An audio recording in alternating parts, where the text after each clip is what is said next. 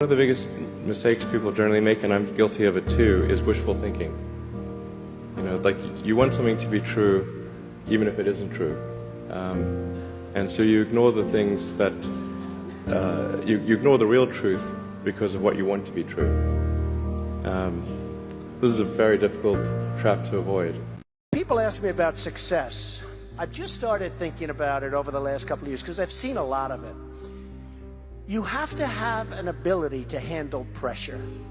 And people that can handle pressure can be entrepreneurs, can be successful. Now, I have some friends that are really, really smart, but they can't handle pressure. In which case, they should work for somebody, do great, and have a good life. There's nothing wrong with it. When people... The world that's changing so quickly, the biggest risk you can take is not taking any risk. And I really think that that's true, right? I mean, a lot of people, I think that whenever you get yourself into a position where you have to make some big shift in direction or do something, people are going to point to the downside risks of that decision. If you are stagnant and you don't make those changes, then I think you're guaranteed to fail. Nothing to gain, nothing to lose in this life. You came with nothing. Whatever the hell is happening, you're on the profit side. Isn't it so? Did you come with investment? No. You come with nothing. So whatever the hell is happening, you're always on the profit side, isn't it? And anyway, they don't allow you to take a container in the end.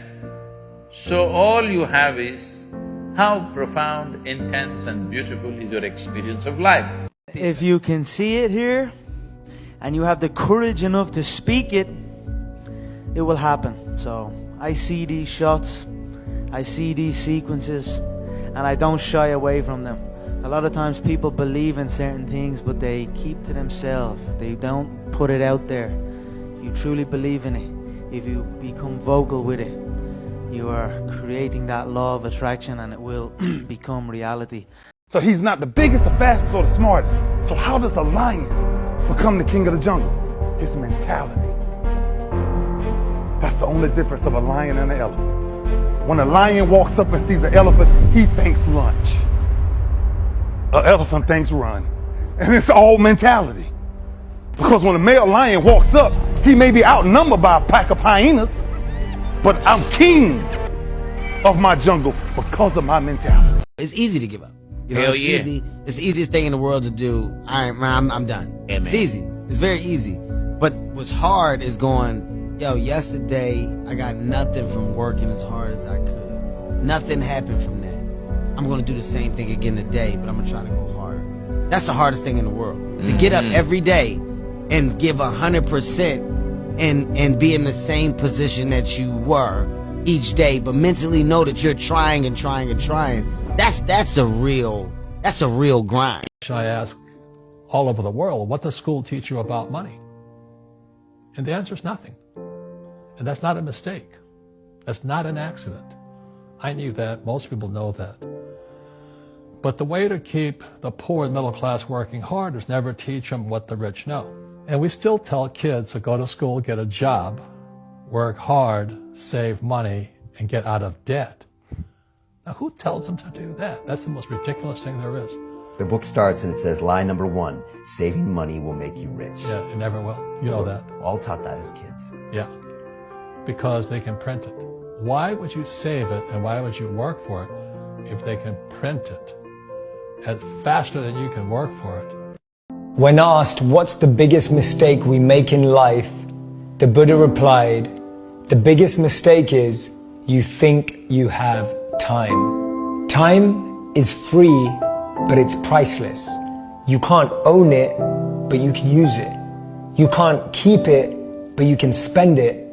And once it's lost, you can never get it back.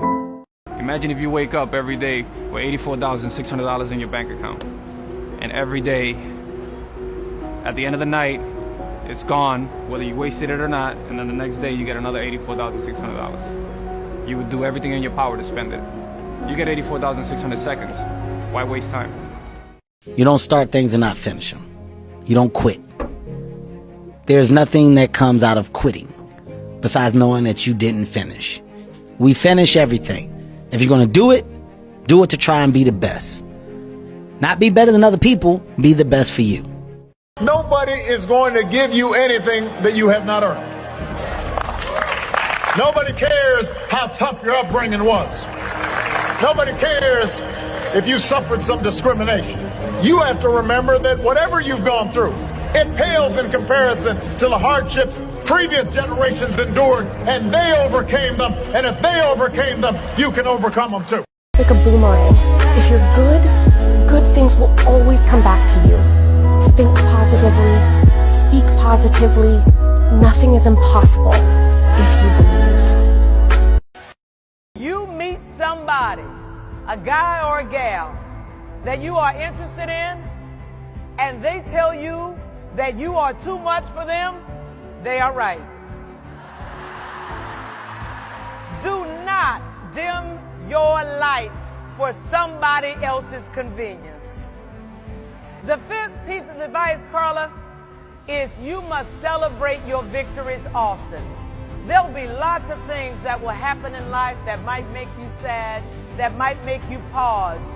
So when the great things happen, no matter how small, celebrate. When it's your birthday, celebrate all month.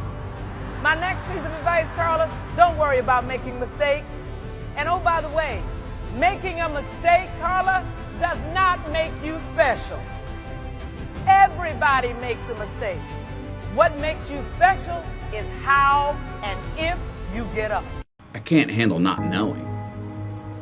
I can't handle not finding out. I don't want to not find out. The not knowing will drive me crazy. The wondering what if. Damn it. It was right there. It was right there. Why did you do that? What was I going to be embarrassed of failure? Going to be ashamed of losing? I mean, those are already two things that when I just say them, if I hear somebody else say that to me, I'm reaching out going, no, dude, fail more. No, don't be ashamed. Screw up. Find out. Find out and lose. Find out and fail rather than sit back and wonder, well, I'm not sure. If you stay in your comfort zone, that's where you will fail. You will fail in your comfort zone. Success is not a comfortable procedure. It is a very uncomfortable thing to attempt. So you got to get comfortable being uncomfortable if you ever want to be successful. Start putting some pressure on. Put some pressure on yourself. You got to have a plan. Everybody's got a dream. Everybody's got a goal. What's the plan? And your plan has got to have something I call the C5 complex. Your plan has got to be clear, concise, compelling, consistent, and committed. You've got to have a plan. And when you're trying to do something that you're truly passionate about, there is no plan B. Plan B sucks. You got to have a plan. Think about that for a second. 3 examples. Michael Jordan won 6 NBA championships with the Chicago Bulls because he was committed to plan A, not plan B. Oprah Winfrey became the queen of all media because she was committed to plan A, not plan B. Barack Obama is sitting in the White House because he was committed to plan A, not plan B. Plan B sucks.